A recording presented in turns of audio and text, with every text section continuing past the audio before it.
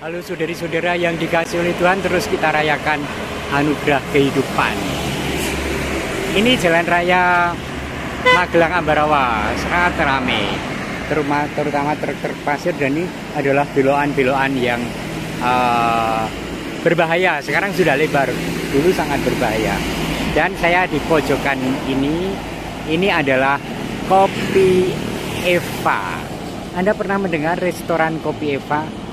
Seolah-olah ini menjadi satu-satunya restoran sejak tahun 60-an, bayangkan.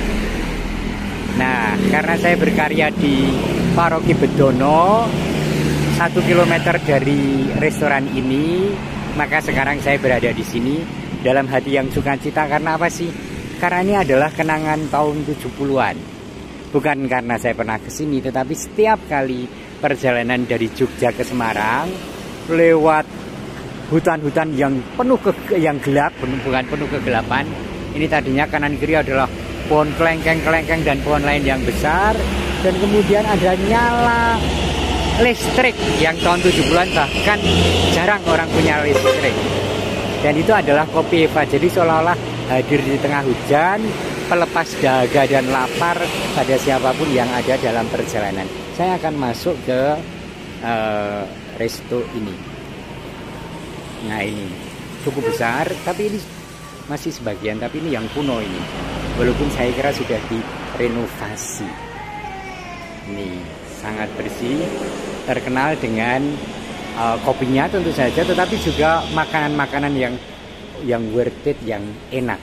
Dan terutama saya senang dengan tahu rebus. Jadi kalau Anda mungkin aku nggak mau makan, aku diet, tetapi aku ingin relax dulu, ke sini dan minum kopi dan tahu rebusnya.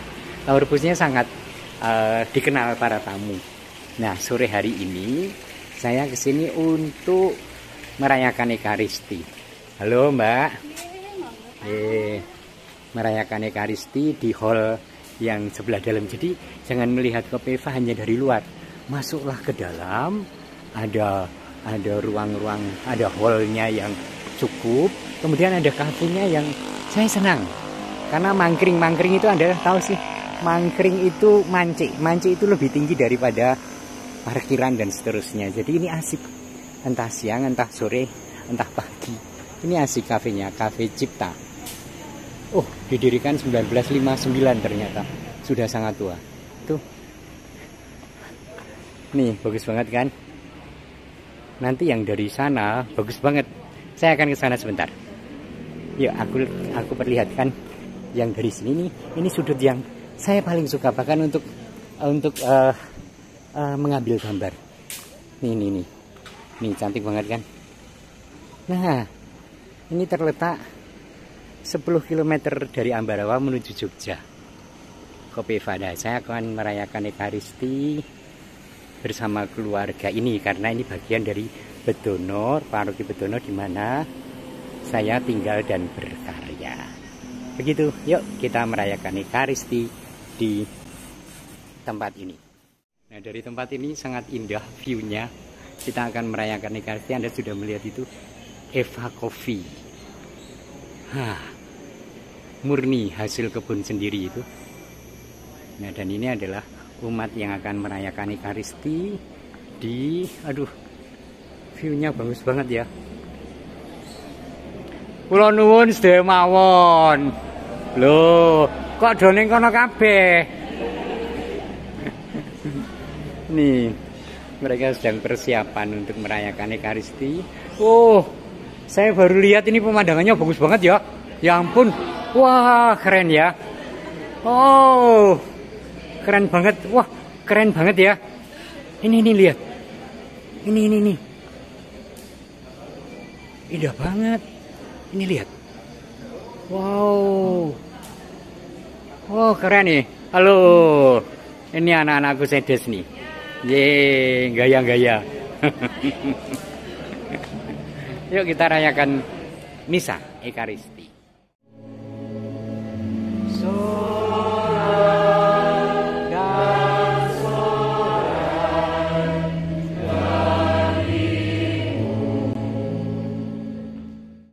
Saudari-saudara yang dikasihi oleh Tuhan, terutama keluarga besar Bapak Mikael Cipto Martoyo. Ini masih bulan November, jadi layak dan paslah bahwa kita mengenangkan dan mendoakan mereka yang sudah dipanggil. Seperti apa sih iman kita tentang nasib mereka yang sudah dipanggil? Nanti akan dijabarkan dalam firman Tuhan bacaan pertama. Nanti kita pasang telinga semua ya. Bacaan pertama. Seperti apa nasib kita nanti? Kita berdoa supaya kehadiran mereka dalam kerajaan surgawi menjadi semakin sempurna dan terus menjadi pendoa bagi kita semua yang masih bersiap.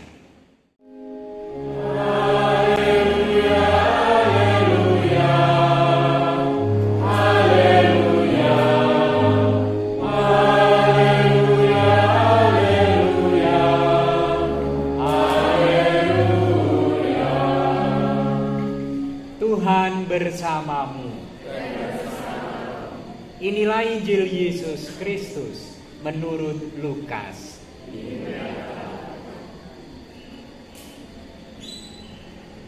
Pada waktu itu Yesus mengemukakan perumpamaan ini kepada murid-muridnya.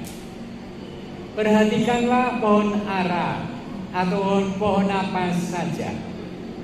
Apabila kamu melihat pohon-pohon itu sudah bertunas, kamu tahu dengan sendirinya bahwa musim panas sudah dekat. Demikian pula jika kamu melihat hal-hal itu terjadi, ketahuilah bahwa kerajaan Allah sudah dekat. Aku berkata kepadamu, sungguh angkatan ini takkan berlalu sebelum semuanya terjadi. Langit dan bumi akan berlalu, tetapi sabdaku takkan berlalu. Demikianlah Injil Tuhan. Terpujilah Kristus.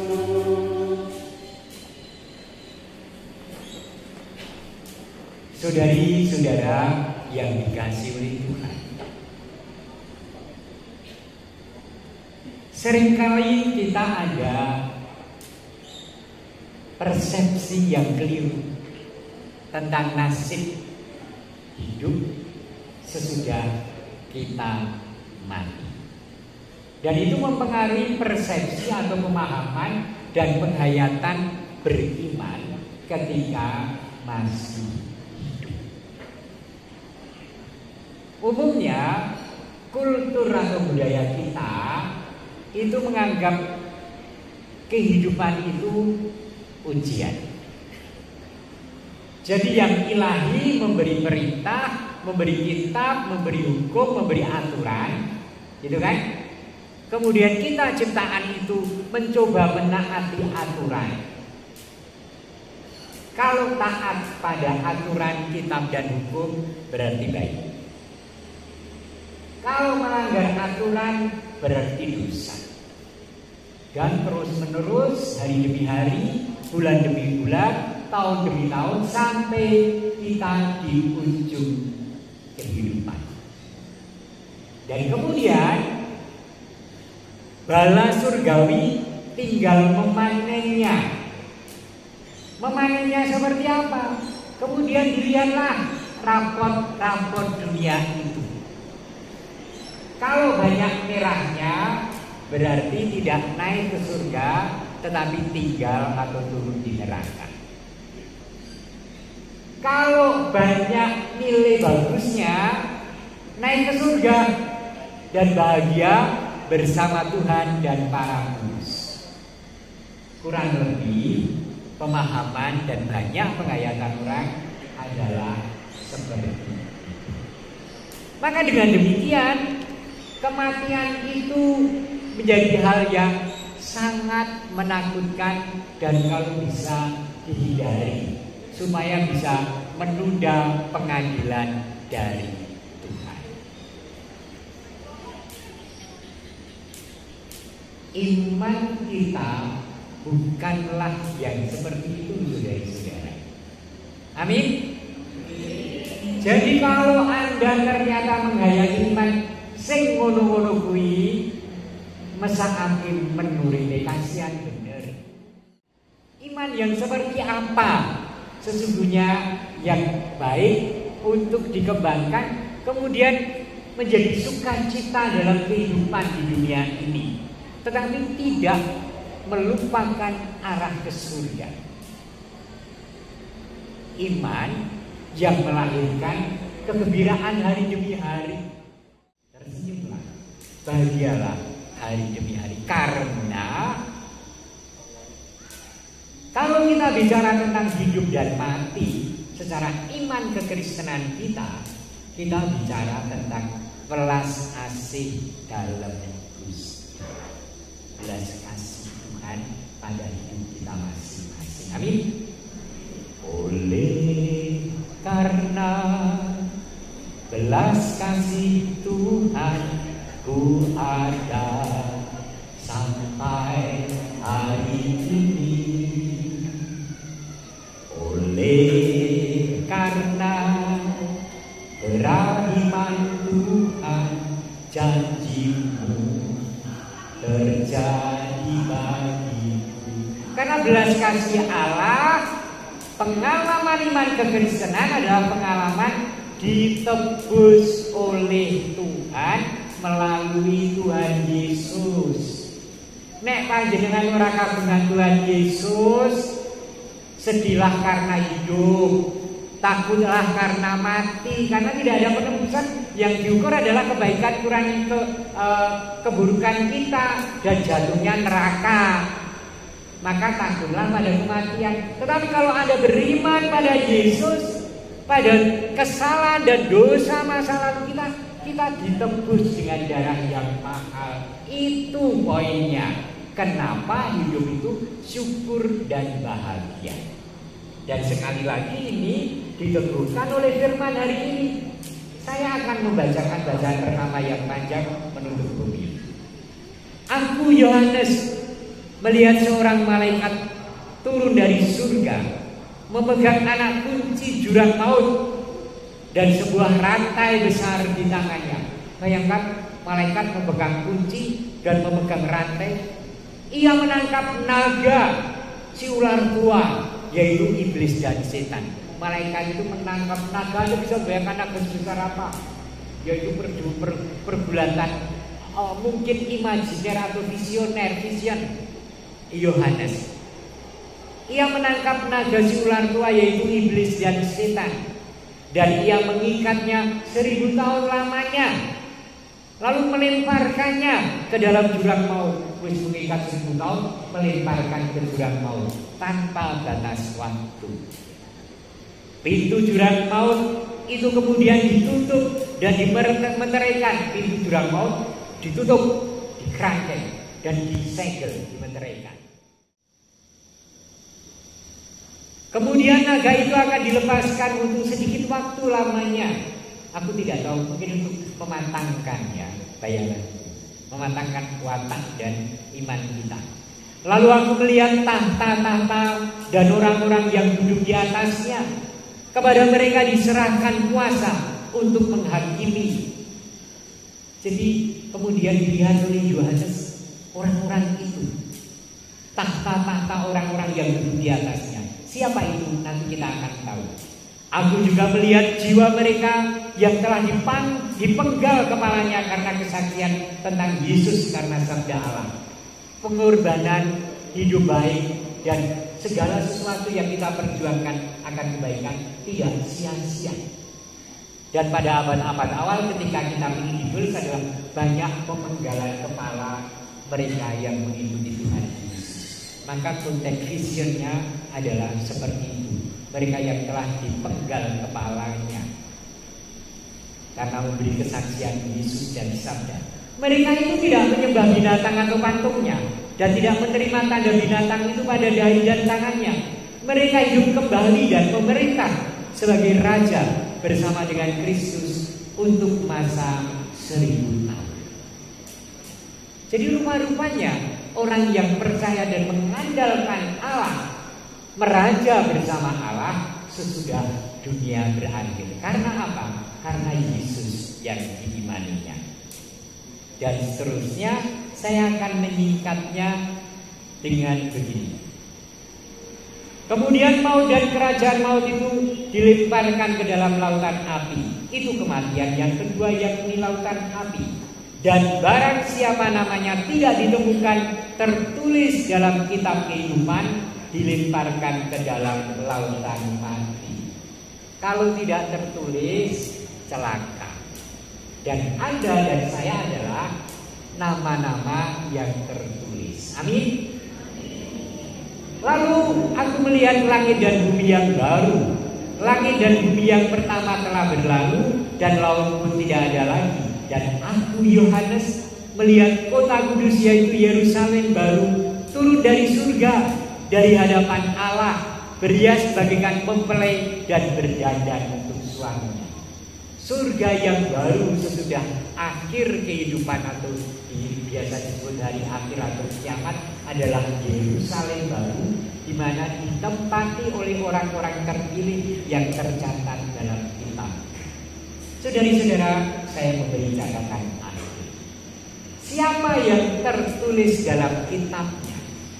Tentu saja yang mengimani dan berjuang mewujudkan iman itu dalam perbuatan. Maka di tengah yang tidak sempat saya baca kembali adalah diukur dari perbuatannya. Iman itu juga diukur dari perbuatannya. Saya bertanya, perbuatan yang seperti apa supaya saya pun tetap menjadi orang terpilih? Dan saya meyakini bukan perbuatan objektif kebaikan dikurangi kejahatan, tetapi arah hati, orientasi yang mengarahkan diri pada Allah, berjuang mewujudkannya walaupun nyatanya hidup ini jatuh bangun.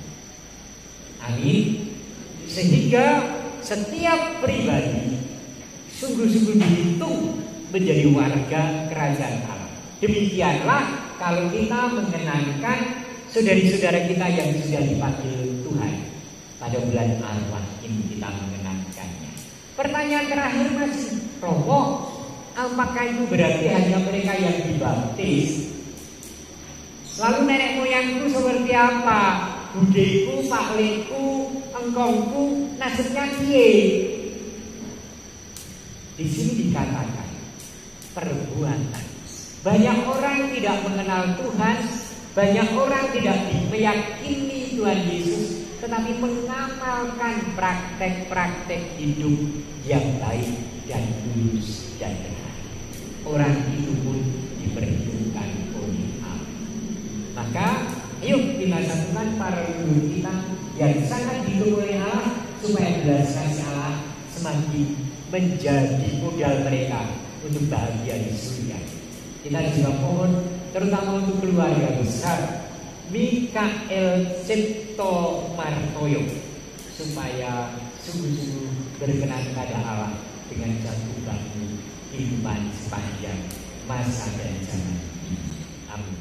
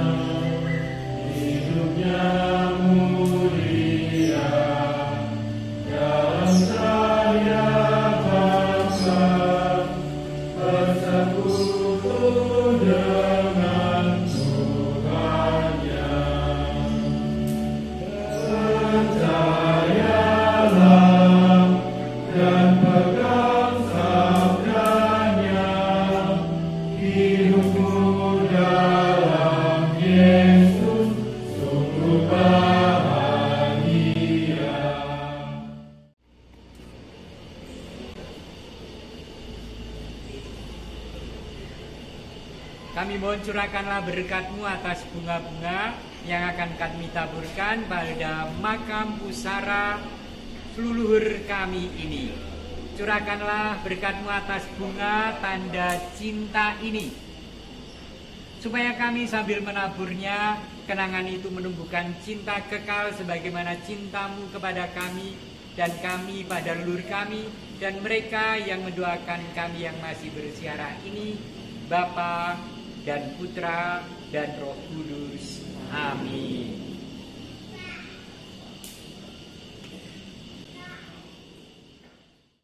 Nih kita di Mas Klik. Ide membuat kafe Cipta. Apa? Biar ide ini piye? Awalnya ya barista yang Kenapa? Itu ada ini, dapat pelatihan barista. Oh, siapa yang dapat? Di Batam. ada. Oh, oke. Terus? Ini perlu kopi, Ah, tapi zaman pandemi. oke. Ini dialah yang bisa pergi cari biji kopi ini. Oke. Ah, Keliling-keliling malah jadi kepingin buka coffee shop ah. gitu. Tapi bukankah Kopi Eva itu sejak dulu produksi kopi, artinya sudah ahli kan? Tidak usah mempelajari lagi. Itu apa ya, Mas? Sekali bapaknya anaknya kan dolan terus. Oh, ngono, ya betul. Ya. Nah, jadi ini udah berapa tahun nih? Ini 2020. Oh, baru ya sini ya? Baru. Iya, iya. Cuma dua ini. Dan ini hasil ini. Ini sama itu aja. Ah. Dan salah satu yang sangat terkenal adalah gudeg manggar di sini. Ya. Iya. Sejak dulu ini gudeg dari bunga kelapa. Enak banget. Piye Mas? Dan ini apa Mas? Ngendi apa? Apa, Mas? Dan Anwar ngendi apa? Oh, ini yang jarang di kafe-kafe. Hah? Dibeli jadi cappuccino, Hah? dikasih gula aren. Oh, gula aren. bakar, ya. Oh, gitu Bakar. ya. Jadi ini kekhasannya ya? Ya salah satu yang unik ya. Yang unik ya. Oke, mari kita makan.